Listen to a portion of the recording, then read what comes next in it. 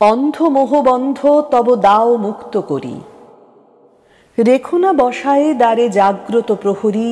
হে জননী, আপনার স্নেহ কারাগারে সন্তানের চিরজন্ম বন্দী রাখিবারে।